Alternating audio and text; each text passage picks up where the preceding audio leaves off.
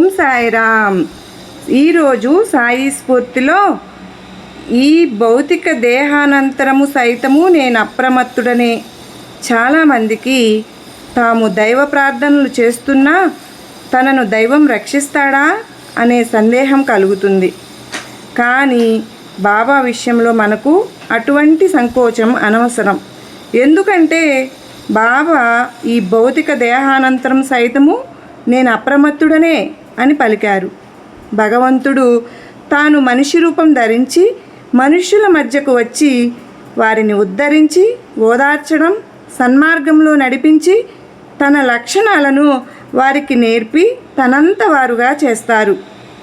ఈ ఆకారాన్ని చాలుస్తున్నానే కానీ మీ మనోప్రాకారాలను దాటి వెళ్ళను అన్నారు బాబా.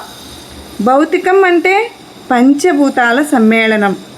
అంటే నేల, నీరు, నిప్పు, గాలి, నింగి వీటి కలయికతో ఏర్పడిన ప్రపంచం అని అర్థం. భౌతిక దేహం అంటే శరీరం మొత్తం భౌతిక తత్వంతో నిండి ఉంది అని అర్థం. బాబా అభయంలో ముఖ్యమైన పదము అప్రమత్తుడనే అన్నది. శ్రీ సాయి దేహాతీతంగా జీవిస్తూ సర్వజ్ఞతతో అప్రమత్తతతో రాత్రి పగలు తన భక్తులను రక్షిస్తూ ఉండేవారు. జామ్నేర్లో నానా కుమార్తె మైనతాయి ప్రసవ వేదన గ్రహించి బాపూగిర్ బువాతో ఊది హారతి పాట ఇచ్చి పంపి ఆమె మరణయాతనను తొలగించారు. నానా చంద్రకర్ని కాపాడడం, కమ్మరి కుటుంబంలోని ఒక పసిబిడ్డను కొలిమిలో పడకుండా షిరిడీలో తన ముందున్న దునిలో చెయ్యి పెట్టి కాపాడడం మొదలైనవి.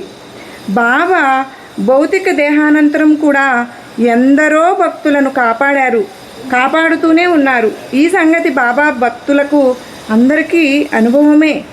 ఈరోజు కాగడా హారతి జరిగిందండి. దానిలో నేను తీసింది కాదు, వేరే షిరిడీలో పంపిస్తారు. ఆ వీడియో నాకు షేర్ చేశారు, అది మీకు షేర్ చేశాను. సర్వేజన సుఖినో.